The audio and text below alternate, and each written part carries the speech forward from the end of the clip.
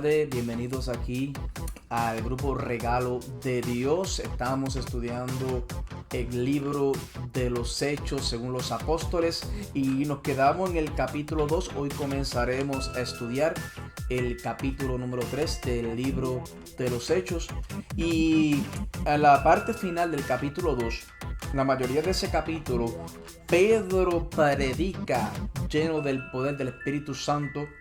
Se reparten lenguas, idiomas. Los discípulos de Cristo hablan con convicción, sin problemas en el hablar, porque como eran galileos tenían un problema en la dicción. Pero como estaban llenos del poder de Dios, nada de eso tuvo nada que ver. El Espíritu Santo les enseñó a hablar, los dirigió, les dio poder. Y aquí Pedro se tira un mensaje tremendo. La gente comienza a convertirse. Esa primera cosecha fueron 3,000 almas para Cristo, ¿ok? Fue un mensaje confrontador de amor y verdad, ¿ok? Porque dijimos que el vacío del hombre solamente se llena a través de Cristo, con el Espíritu Santo. Y vemos las características que tenía esa iglesia primitiva, esa primera iglesia que se levanta. Tenía unas características maravillosas y 4 de ellas tenían comunión unos con otros. Así terminamos el capítulo número 2. Partían el pan y lo repartían a todos según la necesidad. El pan lo partían y lo compartían con sus hermanos. Oraban juntos unánimes, ok, no había competencia de ningún tipo. Y vendían sus propiedades también. ¿Para qué vendían sus propiedades? Para también repartirlas a todos según la necesidad. Se cuidaban las espaldas, se compartían el dinero entre ellos. Por ejemplo, si alguien no tenía para comer, le daban comida. Si alguien necesitaba dinero, con esas ventas de sus casas, se financiaban, se cuidaban, se prosperaban ellos mismos porque se tenían amor, porque eran un solo espíritu. Y esa fue la vara alta que subió esta iglesia primitiva, en la cual nosotros tenemos que tomar ejemplo. Amén. Y sin más preámbulo, comenzamos el capítulo número 3 del libro de los Hechos. Así que te pido de que saques tu Biblia o prendas tu celular. Yo estoy usando el celular. Aquí está la Biblia. Y antes de comenzar, siempre aviso de que me estoy ayudando con un comentario bíblico del pastor licenciado teólogo Magdiel Narváez. Estoy usando comentarios de él que son muy buenos. Si no los has escuchado y quieres aprender la palabra del Señor, conéctate en YouTube y búscalo, Magdiel Narváez, te lo recomiendo. Así que sin más preámbulo, vamos a leer la palabra del Señor y vamos a parar de vez en cuando para explicar y para pedirle al Espíritu Santo que sea el que nos guíe. Amén. Vamos a orar un momentito. Padre, te damos gracias por este día precioso. Te damos la gloria y la honra, Padre. Te pedimos que tu Espíritu Santo sea el que toque, sea el que redarguya, sea el que impacte las vidas y nos enseñe la palabra, nos enseñe a tomar el ejemplo que está plasmado aquí en estas páginas de este libro. En el nombre poderoso de Jesús, bendice a cada una de las personas. Amén y amén. Y comenzamos aquí a leer ¿qué dice aquí? Bueno, empezamos en el libro de los Hechos, capítulo 3, versículo 1, dice: Pedro y Juan subían juntos al templo a la hora novena, la de la oración. Y era traído un hombre cojo de nacimiento, a quien ponían cada día a la puerta del templo, que se llama la Hermosa, para que pidiese limosna de los que entraban en el templo. ¿Okay? Cuando vio a Pedro y a Juan que iban a entrar en el templo, les rogaba que le diesen limosna. Pedro, con Juan, muy importante ser las comas, fijando en él los ojos, le dijo: míranos. Entonces él les estuvo atento, esperando recibir de ellos algo. Mas Pedro dijo: no tengo plata ni oro, pero lo que tengo te doy. En el nombre de Jesús de Nazaret, levántate y anda. Y tomándole por la mano derecha se le levantó, y al momento se le afirmaron los pies. Y saltando se puso en pie y anduvo y entró con ellos en el templo, andando y saltando y alabando a Dios. Y todo el pueblo le vio andar y alabar a Dios. Y le reconocían, dice el número 10, que era el que se sentaba a pedir limosna a la puerta del templo, la hermosa. Y se llenaron de asombro y espanto por lo que había sucedido. Aquí vemos que van Pedro y Juan juntos, ¿ok? Y van de camino al templo, la hora novena, que era la hora de oración, era algo que ellos hacían constantemente. Y allí en esa puerta de la hermosa era llevado un hombre, dice la Biblia, cojo de nacimiento, a quien ponían cada día a la puerta del templo. Todos los días ponían a ese hombre allí, a la puerta del templo, para que pidiese limosna de los que entraban en el templo. Y aquí empezamos a ver, después que Pedro hace esta predicación tremenda en el capítulo 2, en el capítulo 3, pues ya Pedro empieza no tan solo a predicar, sino comienza a desplegar el nombre de Jesús y a desplegar el poder que él podía cargar a través del Espíritu Santo en él, para suplir necesidades, para sanar a los enfermos creyéndole a Cristo. Aquí vemos un hombre lleno del Espíritu de Dios que le cree a Cristo, él, tanto él como Juan también. Y me imagino que ellos dijeron, vamos entonces a practicar esto que nos ha sido regalado, el poder del Espíritu Santo. Y qué mejor ocasión que esta persona ahí, que era llevado, que era cojo de nacimiento, para poner en práctica lo que habían recibido.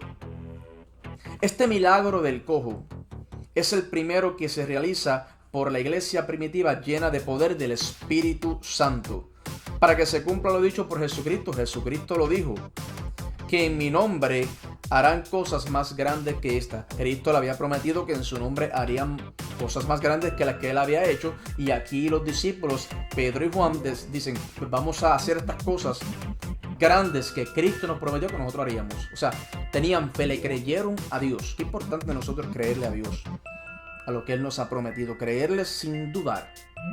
¿Ok? Creerle al Señor. Y voy aquí al versículo número 3. Cuando vio a Pedro y a Juan que iban a entrar en el templo, les rogaba que le diesen limosna.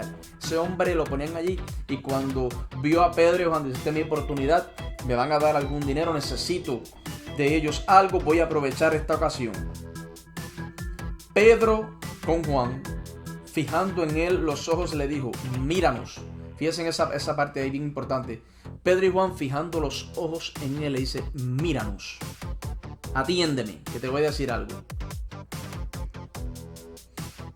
Él entonces estuvo atento, esperando recibir algo de ellos.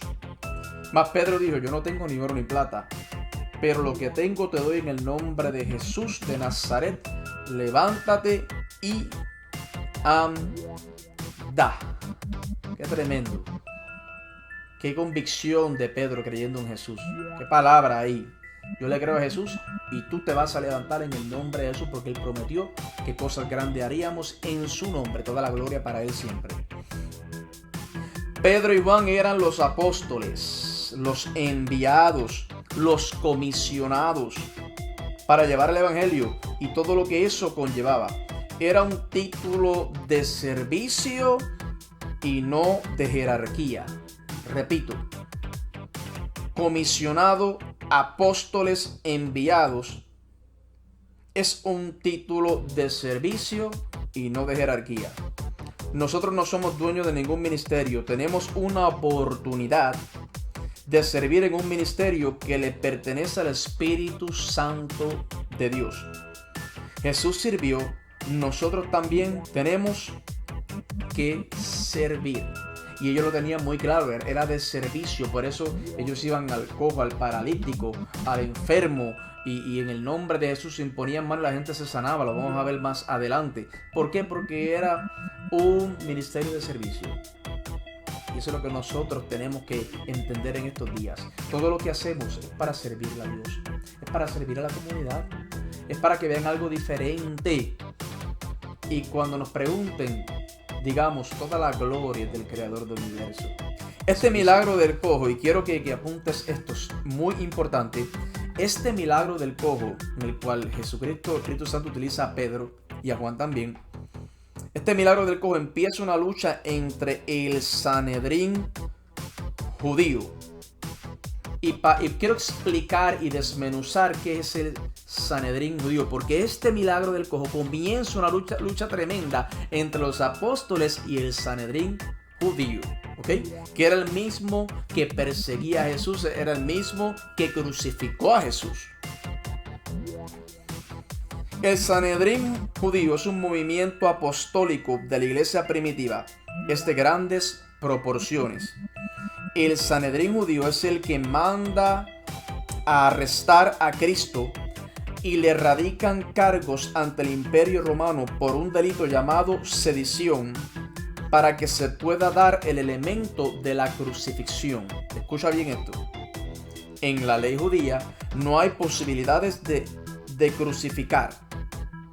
Repito, en la ley judía no hay posibilidades de crucificar a nadie. Pero la mayor pena que existe en el mundo judío es la lapidación o muerte por pedradas. En el mundo romano sí existe la crucifixión, entre muchos delitos que son contra el Estado.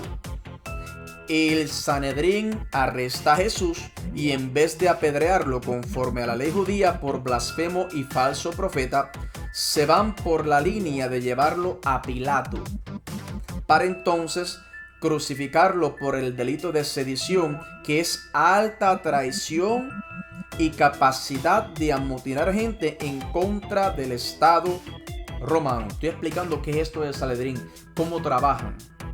El Sanedrín pensó que matando a Cristo mataba el mensaje, pero Cristo resucita y con él el mensaje. Y ahora se lo entrega a la iglesia. ¿A quién? A los apóstoles que él había discipulado. A nosotros ahora en estos tiempos, en el 2022, Dios nos entrega el mensaje a nosotros. Por ende, la iglesia primitiva hereda la lucha contra el Sanedrín y el Sanedrín los identifica como sus enemigos potenciales. ¿Por qué? Porque comenzaron contra Jesucristo y como Cristo muere, resucita, entrega el mensaje a la iglesia primitiva. Entonces el Sanedrín descarga su furia y su envidia y sus ganas de parar lo que Cristo había dicho contra los apóstoles. O sea que su lucha pasa de Cristo hacia la iglesia primitiva. El Sanedrín contra la iglesia primitiva. El Sanedrín judío es la estructura religiosa del judaísmo más poderosa de la época. Su cuartel general es el templo. Escuche bien esta información, apunta. Está presidido por el sumo sacerdote. Ese sumo sacerdote goza del favor del emperador romano de turno. El emperador romano da la orden de quién va a ser el sumo sacerdote y también nombra al procurador romano, que en este caso es Poncio Pilato, y en el Sanedrín judío, Caifás. ¿Y qué pasa con este movimiento? Caifás vela a Poncio Pilato y Poncio Pilato vela a Caifás, que le estén haciendo su trabajo, que las cosas estén bien, y son así los dos, ¿ok? Y este mismo movimiento es el que estaba en contra de la iglesia, en contra de Jesús, en contra ahora de la iglesia primitiva. El sumo sacerdote tiene un cuerpo cuasi judicial, cuasi legislativo. O sea, ¿qué significa cuasi? Que casi tienen un poder completo judicial, casi tienen un poder completo legislativo. No completo porque están amalgamados con Roma. O sea que no tienen ese poder completo, pero casi lo tienen. Lo que ellos hablan es de bastante peso. Lo que ellos dictan es con mucho peso, pero no tienen todo el poder. Eso significa cuasi judicial, cuasi legislativo. Ellos están encargados de enseñar la ley, imponer la ley, interpretar la ley y enmendar la ley. La ley se enmienda para beneficios de más atributos que se le puedan adjudicar. Miren qué poder tremendo tenía el Sanedrín judío. Estaban con los romanos, tenían la bendición de los romanos, por decirlo así, y se cuidaban unos a otros, se velaban unos a otros. El procurador velaba al sumo sacerdote, el sumo sacerdote velaba al procurador, y hacían tremendo equipo. Bendito sea Dios.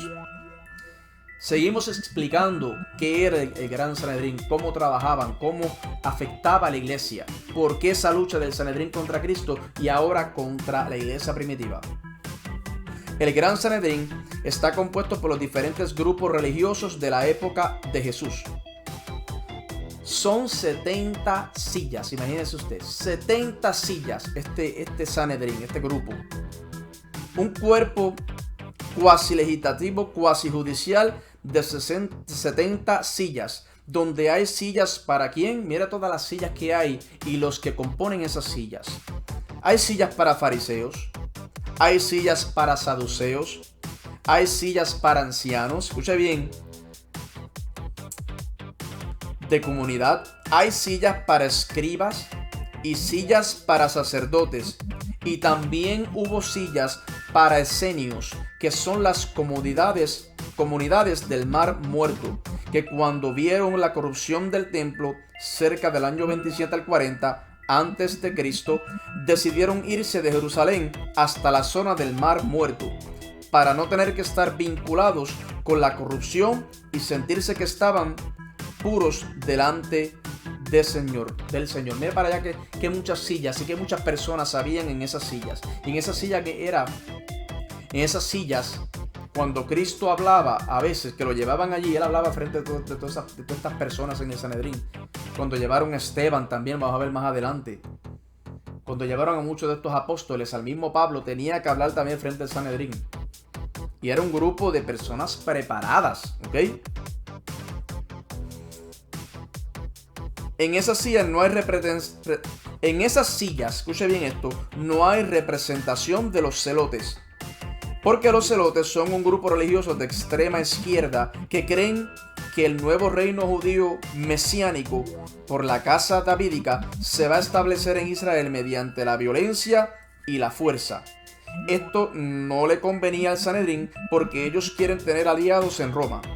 Ellos trataban de evitar que los celotes tuviesen cualquier vinculación con ellos para evitar algún tipo de amotinamiento o lucha entre los romanos y los judíos celotes. O sea, los celotes no eran aceptados porque eran pelillones, eran peligrosos, ¿ok? Y el Sanedrín le gustaba tener esa comunidad, esa flexibilidad de poder estar bien con los romanos, ¿ok? Y poder estar bien también al mismo tiempo con el pueblo judío. ¿Sabe? Ellos querían estar en una buena posición y le tenían miedo a los celotes porque eran muy altaneros, eran muy bravucones, para traértelo con palabras sencillas. Eran muy jaquetones, eran fuertes. Un grupo de extrema izquierda. Este grupo del Sanedrín estaba compuesto por personas con mucho dinero. En la socioeconómica del tiempo de Jesús, el 8% de la población era rica. En el tiempo de Jesús, esto es tremendo, el 8% de la población era rica. Y escucha bien, y de ese 8%, el 5% son religiosos que pertenecen a ese grupo llamado el Gran Sanedrín.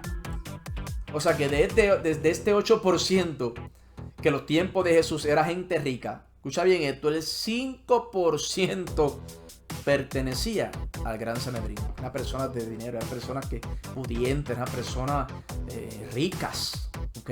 Era un grupo poderoso. Escucha bien. Los demás son políticos gubernamentales que pertenecen a las dinastías de los Herodes, que están vinculados con los negocios de Roma, por lo tanto tienen mucho dinero. ¿Y qué nos da a entender esto? En el tiempo de Jesús, los ricos eran bien ricos y los pobres eran bien pobres. De verdad que sí. La gente que tenía muchísimo, pero los pobres, eran súper pobres, no tenían absolutamente nada. Y a esta gente es que Cristo le viene a predicar. A los que no tenían nada. Inclusive les predicaba a los que tenían, pero los que tenían no querían escuchar su mensaje. Por eso, a los bien pobres, a los de la carretera, a los del camino, esos eran los que atendían al llamado de Cristo. Este grupo del Sanedrín confrontaba a Jesús constantemente con la ley. Donde quiera que Jesús iba a predicar, este grupo estaba encima de él, confrontándolo, haciéndolo caer, le ponían falsos testigos. Bueno, era una lucha constante, sin misericordia. Porque Cristo desafiaba el sábado. Cristo desafiaba las leyes de purificación. Cristo se sentaba a comer con pecadores. Estaba con gente de mala reputación. Cristo tenía contacto con los samaritanos, contacto con los griegos y con los romanos. Jesús estaba haciendo todo lo que no se podía hacer. O sea, por eso esta gente odiaba a Jesús, porque hacía todo lo que ellos estipulaban que no se podía hacer. Pero es que Jesús vino por los enfermos. Jesús vino por el pecador. Jesús vino y no hizo acepción de personas. Y esto chocaba con ellos. Por este grupo inteligente, este grupo cuasi legislativo, cuasi judicial. Este grupo que eran personas ricas de posición, que estaba compuesto de escribas, fariseos, intérpretes de la ley, saduceos. ¿Ok? Los fenicios. Era un grupo de 70 sillas de gente de poder. Y estaban en contra de Jesús. Y por ende van a estar en contra de esta iglesia primitiva que se levanta en este libro de los Hechos. Cuando Jesús muere y resucita y asciende al cielo, el debate ahora es el Sanedrín en contra de la iglesia primitiva. Y con la sanidad del cojo, la que estamos leyendo aquí, vamos por el versículo 7. Se inicia la lucha otra vez de los que quieren imponer la ley judía a su estilo y manera versus el modo de Jesús, que trae un mensaje de amor, paz y misericordia. Y empieza esta guerra otra vez. Primero con Jesús y ahora es contra los discípulos de Jesús, contra esta iglesia primitiva que se levanta. Este grupo del Sanedrín empieza a atacarlo, empieza a perseguirlo. Y sigamos leyendo a ver qué pasa después de este milagro del cojo. El 7, y tomándole por la mano derecha le levantó y en el momento se le afirmaron los pies. Tremendo. Y todo el pueblo le vio y andar y alabar a Dios. Y le reconocían que es el que se sentaba a pedir limosna a la puerta del templo. ¿Okay? La hermosa, y se llenaron de asombro, espanto por lo que había sucedido. Y vamos aquí al 11. Dice: y teniendo asidos a Pedro y a Juan, el cojo que había sido sanado, todo el pueblo, atónito, concurrió a ellos al pórtico que se llama de Salomón. Viendo esto, Pedro respondió al pueblo: varones israelitas, ¿por qué os maravilláis de esto? ¿O por qué ponéis los ojos en nosotros como si por nuestro poder o piedad hubiésemos hecho andar a este? Aquí Pedro, después del milagro que fue ejecutado a través de él, y Juan estuvo ahí también, que el cojo es sanado, que empieza a saltar, a alabar a Dios, y todo el mundo dice: este era el cojo que estaba allí, todo el mundo daba testimonio de eso.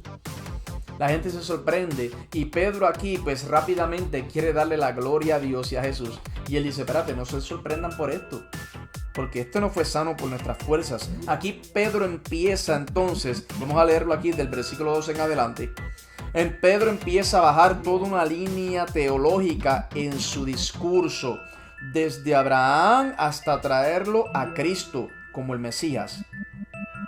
Las deficiencias culturales y sociales que pudieran haber tenido los discípulos de Jesús por ser galileos, ahora son subsanadas por el Espíritu Santo, quien los ha capacitado y dotado para hablar de igual a igual con el Sanedrín y con los sacerdotes del templo. Eso es bien importante. Aquí entonces Pedro empieza a predicar y a hablar, y seguimos leyendo aquí a ver qué dice Pedro. El 13. El Dios de Abraham, de Isaac y de Jacob, el Dios de nuestros padres, ha glorificado a su Hijo Jesús, a quien vosotros entregasteis y negasteis delante de Pilato, cuando éste había resuelto poner en libertad. Mas vosotros negasteis al santo y al justo, y pedisteis que se os diese un homicida. Y matasteis al autor de la vida, quien Dios ha resucitado de los muertos, de lo cual nosotros somos testigos. aquí está Pedro predicando, dando cátedra, aquí está Pedro predicando, que baja una línea teológica en su discurso, baja esa línea teológica desde Abraham hasta traerlo hasta Cristo. Aquí lo vemos en el versículo 15, el 16 dice: y por la fe en su nombre a este que vosotros veis y conocéis, le ha confirmado su nombre, y la fe que es por él ha dado a esta completa sanidad en presencia de todos vosotros. O sea, Pedro diciendo, fue en el nombre de Jesús que éste fue sano. Mas ahora, hermanos, sé que por ignorancia lo habéis hecho, como también vuestros gobernantes. Pero Dios ha cumplido así lo que habías antes anunciado por boca de todos sus profetas, que Jesucristo había de padecer. Así que arrepentíos y convertíos para que sean borrados vuestros pecados, para que venga de la presencia del Señor tiempos de refrigerio. Y Él envía a Jesucristo, el 20, que os fue antes anunciado.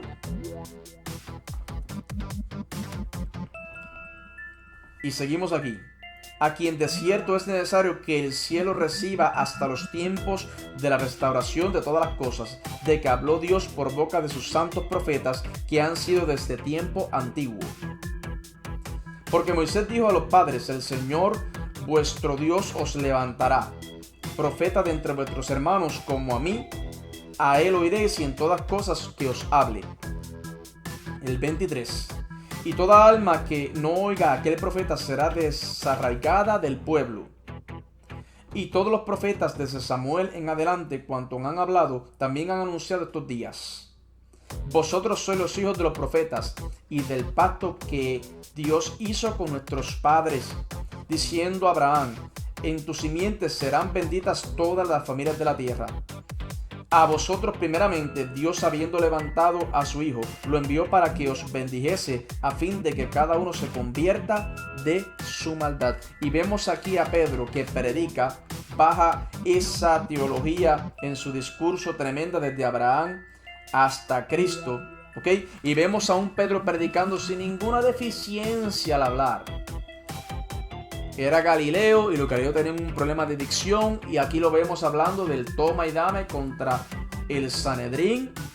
Lo escuchaban elocuentemente, se sabía la palabra, se sabía el Torá completo, predicando lleno del Espíritu Santo de Dios.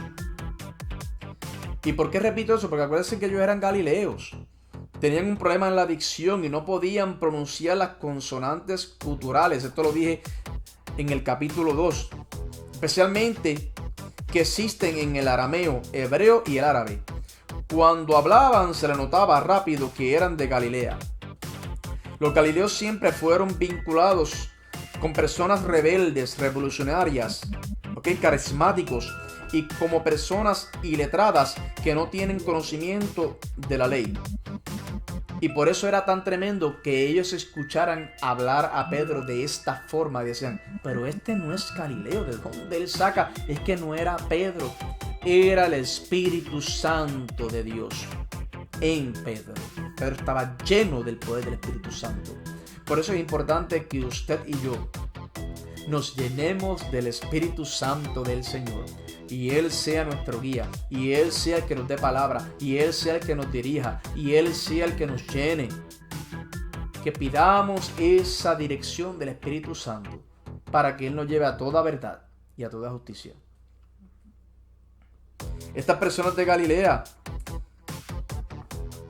vemos el ejemplo en los primeros capítulos de Juan, cuando Nicodemo confronta a los oficiales del templo sobre este Jesucristo, que es maestro, y lo confrontan diciéndole: ¿cuándo acá tú has visto un Galileo que domine la ley? Esto lo vemos ¿dónde? En los primeros capítulos de Juan. Lo vemos ahí. O sea que tenían una mala fama los galileos, que eran problemáticos, que eran carismáticos, que eran rebeldes, revolucionarios, y sobre todo personas iletradas que no sabían hablar. Imagínese usted, y al ver a Pedro predicar de esta forma, les chocaba, que estaban atónitos, y por encima de eso también haciendo milagros en el nombre de Jesús. Entonces, de este mundo discriminatorio en contra del Galileo, escucha bien, ahora vienen con este mensaje totalmente dotados y capacitados por el Espíritu Santo. ¿Para qué? Para desafiar cualquier estructura que se levante en su contra y contar de proclamar el señorío de Jesucristo. Qué tremendo, ¿ah? No tenemos que tener miedo cuando hablemos de Jesucristo. No tenemos que temer porque el Espíritu Santo nos dará palabra. El Espíritu Santo nos pondrá en nuestros labios lo que tenemos que hablar, cuándo lo tenemos que hablar y cómo lo tenemos que hablar. Así que yo te insto a que prediques la palabra, a que uses tus dones que son del Señor, sin miedo alguno. Y pídele siempre al Espíritu Santo que nos guíe, que nos enseñe a hablar, que nos enseñe dónde está la necesidad en todo momento, para que seamos guiados por el Espíritu Santo. En estos tiempos es vital que usted y yo seamos guiados por el poder del Espíritu Santo de Dios. Y hasta aquí lo voy a dejar. De aquí terminamos el capítulo 3 del libro de los Hechos. Dios te bendiga una vez más. Dios te guarde. Y te voy a pedir por favor que compartas este video. Comparte esta joya, esta palabra del Señor. ¿Por qué? Porque es vida en abundancia. Y le vas a hacer un favor a alguien gigantesco. Le vas a cambiar la vida si tú compartes estos videos. Porque la verdad nos hace libres. Amén. Así que Dios te bendiga, Dios te guarde, tu hermano y amigo Edwin Santiago, en un video más, aquí en la enseñanza y el estudio del libro de los Hechos según los apóstoles. Y te espero en el próximo, el capítulo 4, en el libro de los Hechos. Dios te bendiga.